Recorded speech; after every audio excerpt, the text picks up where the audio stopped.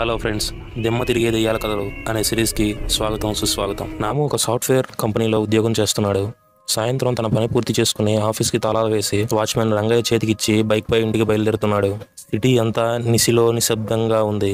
దానికి తోడు అమావాస్య మరింత చీకటిని ఇచ్చింది. వాళ్ళ అమ్మమ్మ చెప్పిన మాటలు గుర్తుకు వచ్చాయి రాముకి. చిన్నప్పుడు ప్రతిరోజు ఇంటి బయట మంచం మీద పడుకుని వాళ్ళ అమ్మమ్మ చెప్పిన దెయ్యం కథలు వింటూ ఉండేవాడు రాము. అయితే అమావాస్య రోజు దెయ్యాలు తిరిగే రోజట.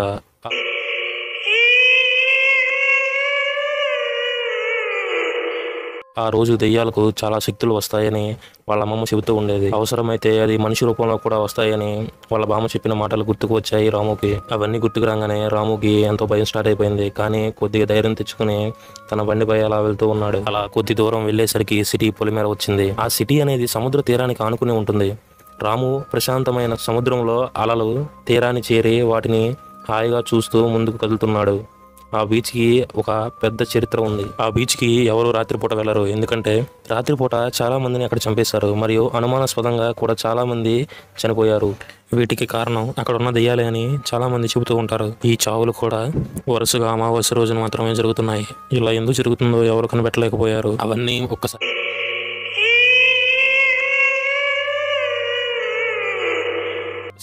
రాముకి ఫ్లాష్ అవుతున్నాయి. ఇక రాముకి భయం స్టార్ట్ అయింది. అలా కొంచెం భయంతోనే రోడ్డుపై నెమ్మదిగా వెళ్తున్నాడు రాము. ఒక్కసారిగా తన ఎదురుగా కొంచెం దూరంలో రోడ్డుపై ఎవరో ఒక వ్యక్తి కూర్చున్నట్టుగా కనబడుతుంది.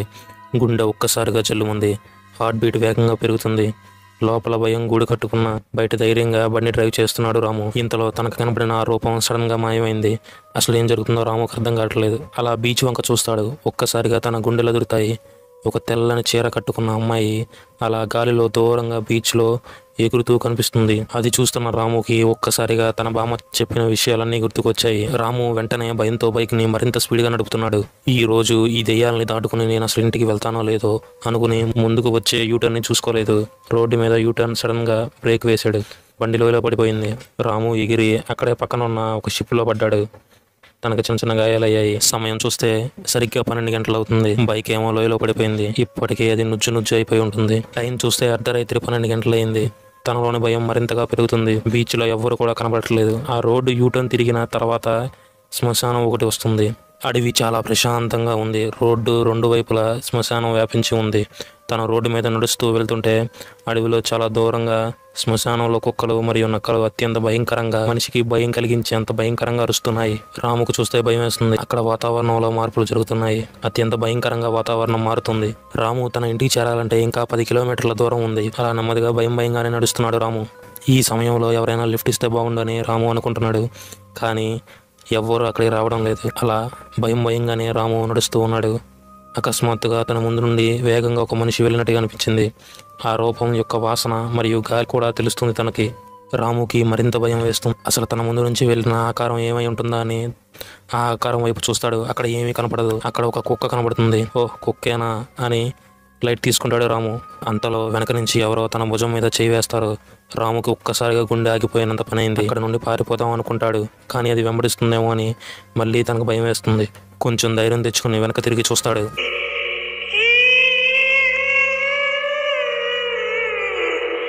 వెనక్కి తిరిగి చూస్తే అక్కడ ఒక అందమైన అమ్మాయి ఆగి ఉన్న స్కూటీ మీద కూర్చుని కనబడుతుంది. ఆ అమ్మాయిని చూసి ఒక్కసారిగా షాక్ అవుతాడు. మళ్ళీ మనసులో అనుమానాస్పదంగా వాళ్ళ బామ్మ చెప్పినట్టుగా దెయ్యమే ఇలా అమ్మాయిలా వచ్చిందా అని అనుమానపడతాడు. దానికి తోడు ఆ అమ్మాయి కూడా అందమైన తెల్లని పంజాబీ డ్రెస్సులో దగదగా మెరిసిపోతూ కనిపిస్తుంది. ముఖానికి అడ్డంగా స్కార్ఫ్ కట్టుకుని ఉంది. ఆ అమ్మాయి యొక్క జుట్టు గాలికి ఊగుతూ కనబడుతుంది. ఆ అమ్మాయి వాళ్ళకం చూసి నిజంగానే దెయ్యమే వచ్చిందా అనుకుంటున్నాడు రాము అలా అనుమానపడుతూనే ఎవరు నువ్వు అని అడుగుతాడు. నేనెవరైతే నీకెందుకు, ఈ టైంలో నువ్వు ఇక్కడేం చేస్తున్నావు శ్మశానంలో అని అడుగుతుంది ఆ అమ్మాయి. నా బైక్ రిపేర్ అయిందండి, అందుకే నడుచుకుంటూ వెళ్తున్నాను అని చెప్తాడు రాము. చూస్తుంటే మంచి ప్రొఫెషనల్ డ్రెస్లో సాఫ్ట్వేర్ ఎంప్లాయ్ లాగా కనిపిస్తున్నావు. బైక్ రిపేర్ అయితే మరో ఆటోనో లేదా బస్సో ఎక్కి వెళ్ళాలి, కానీ ఇలా నడుచుకుంటూ వెళ్తారా అని అడిగింది. అదేం కాదండి, సగం దూరం వచ్చాక బైక్ ట్రబుల్ ఇచ్చింది. సరే, మీరు ఎక్కడికి వెళ్ళాలో చెప్పండి, నేను లిఫ్ట్ ఇస్తాను. రాము చాలా సంతోషంగా థ్యాంక్స్ అండి అంటూ ఆ అమ్మాయి యొక్క స్కూటీ ఎక్కబోయి వెంటనే మళ్ళీ ఆగుతాడు. ఆ అమ్మాయి అడుగుతుంది, ఏమైంది ఆగిపోయారు? రాము, మీకు పెళ్ళైందా అని అడుగుతాడు రాము. అమ్మాయి, వాట్ డూ యూ మీన్ రాము, అంటే మీరు నన్ను ఏం చేయరు కదా, మిమ్మల్ని నమ్మొచ్చా అంటాడు రాము. అప్పుడు ఆ అమ్మాయికి నవ్వు వస్తుంది. కానీ ఆపుకుని బయటికి గంభీరంగా, అంటే మీ ఉద్దేశం ఏంటి, నేనేమైనా క్రిమినల్ లా కనబడుతున్నానా? అయినా మీరు అసలు అబ్బాయేనా ఇలా భయపడుతున్నారు? ఒక అమ్మాయి వచ్చి హెల్ప్ చేస్తాను అని అర్ధరాత్రి వేళ ఏ భయం లేకుండా వచ్చి లిఫ్ట్ ఇస్తుంటే లిఫ్ట్ తీసుకోవాలంటే ఇన్ని అనుమానాలు కలుగుతున్నాయి. మీరు చాలా పిరికివారులా కనబడుతున్నారు అని అంది అమ్మాయి. రాము చచా అదేం లేదు, ఊరికే అడిగాను అంతే అని అంటాడు. అమ్మాయి ఓకే సరే ఎక్కండి. రాము ఒక్క నిమిషం ఆగండి, మీరు ఎవరైనా సరే నాకు మాత్రం ఒక్క నిజం చెప్పండి. అమ్మాయి సరే అడగండి రాము అని అంటుంది.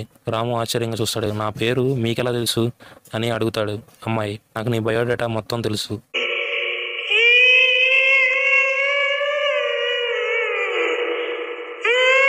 నువ్వు ఇన్ఫోసిస్లో పనిచేస్తున్నావు, ఆఫీస్ కంప్లీట్ చేసుకుని ఇప్పుడే వస్తున్నావు. రాము అవును, మీరు చెప్పినవన్నీ నిజాలే, కానీ ఇవన్నీ మీకెలా తెలుసు అని ఆశ్చర్యంగా అడుగుతాడు.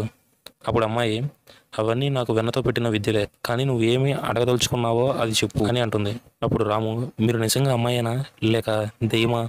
మా బామ్మ చెప్పారు అమావాస్యలో దెయ్యాలు ఆత్మలు అమ్మాయిలా మారి వస్తారని చెప్పింది అంటూ వణుకుతూ చెప్తాడు. ఆ మాట వినగానే అమ్మాయి బాగా నవ్వుతుంది. ఆ నవ్వుకి రాము భయపడతాడు. రాము మీరు నవ్వుతుంటే నిజంగా దెయ్యమే అనిపిస్తుంది. అమ్మాయి అవును అంటుంది. రాముకు ఒక్కసారి ఒళ్ళంతా షివరింగ్ అవుతూ చెమటలు పట్టేస్తాయి. ప్లీజ్ నన్నేం చేయకండి అంటూ బ్రతిమలాడతాడు రాము. అప్పుడు ఆ అమ్మాయి ఆపండి మీరు కాస్త, మీకు నేను దెయ్యంలా కనిపిస్తున్నానా?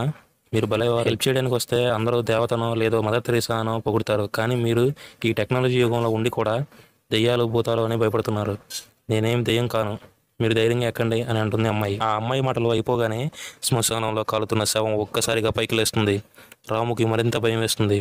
దూరంగా కుక్కలు నక్కలు అరుస్తాయి. రాము అమ్మాయి వైపు చూస్తాడు. అమ్మాయి అయ్యో మీకు ఇంత కూడా బుర్ర లేదు. కాలే శవం లేవడానికి కారణం వాటి ఎముకల్లో ఉండే భాస్వరం అనడం వల్ల అలా ఎముకలు పైకి లేస్తాయి అంతే, అంతే తప్ప అది దెయ్యమో అదేం దెయ్యం కాదు. ఇంకా కుక్కలు నక్కలు అరిచినంత మాత్రాన దెయ్యం రాదని సర్ది చెప్తుంది. రాము కదలకుండా అలాగే ఉండిపోతాడు. అమ్మాయి మీకు లిఫ్ట్ కావాలా వద్దా, నేను వెళ్ళిపోతున్నాను అంటుంది. రాము వెంటనే స్కూటీ ఎక్కి కూర్చుంటాడు. వాళ్ళిద్దరూ కూడా శ్మశానం నుండి బయలుదేరతారు. కాసేపటికి రాము ఏమండి మీరేం చేస్తుంటారండి అని అడిగాడు.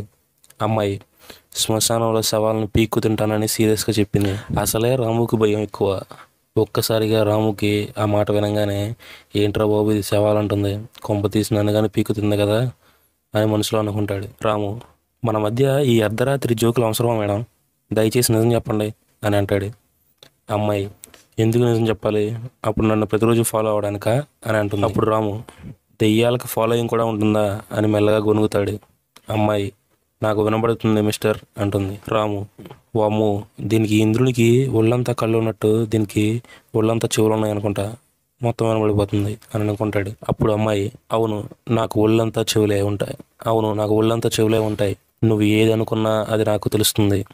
ఈరోజు అమావాస్య, మాకు చాలా మంత్రశక్తులు లభిస్తాయి అంటూ రాముని భయపడుతుంది. అప్పుడు రాము అమ్మో శక్తులా, ఏంటి దేవుడా నన్ను ఇలా ఇరికిచ్చావు అని తనలో తానే అనుకుంటాడు. అప్పుడు మళ్ళీ అమ్మాయి ఈ రోజు నుంచి నిన్ను నా నుండి ఎవ్వరూ కాపాడలేరు, ఆ దేవుడు సైతం ఒక్క నేను తప్ప అని అంటుంది. రాము ప్లీజ్ మీరు చెప్పేది నాకేం అర్థం కావట్లేదు మేడం అని అంటాడు. అప్పుడు అమ్మాయి సరే అయితే విను, నేను మీ ఆఫీస్ నుండి 10 కిలోమీటర్ల తర్వాత ఉన్న ఆరిజిన్ ఆర్గనైజేషన్లో పనిచేస్తాను. మాది కూడా మీ సిటీయే, గాంధీనగర్ కాలనీలోనే ఉంటాం. కానీ నువ్వు ఎక్కడా కనపడలేదు నిన్ను తిందామంటే.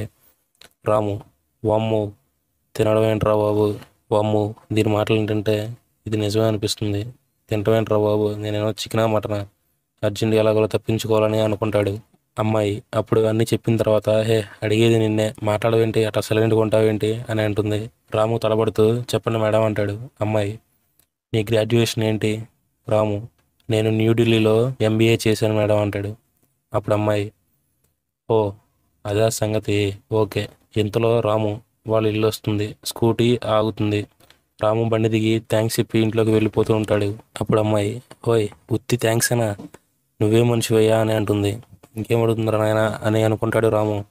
ఏం కావాలి మేడం చెప్పండి అని అడుగుతాడు రాము అమ్మాయిని భయంగా.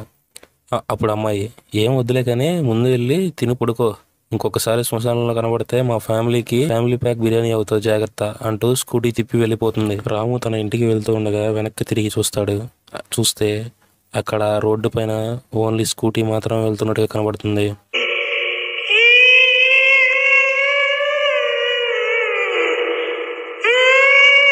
అమ్మాయి కనిపించదు. అప్పటికి అర్థం అవుతుంది రాముకి తన దింపడానికి వచ్చింది దెయ్యమేనని. వెనక్కి తిరిగి చూడకుండా ఇంట్లోకి వెళ్ళిపోతాడు రాము. మీకు ఈ స్టోరీ నచ్చినట్లయితే ఒక లైక్ చేసి షేర్ చేయండి. నేను తర్వాత పెట్టబోయే స్టోరీస్ని మీరు మిస్ అవ్వకుండా చూడాలంటే మన ఛానల్ని సబ్స్క్రైబ్ చేసుకుని పక్కనున్న బెల్ ఐకాన్ని యాక్టివేట్ చేసుకోండి. దానివల్ల నేను వీడియో పెట్టిన వెంటనే మీకు నోటిఫికేషన్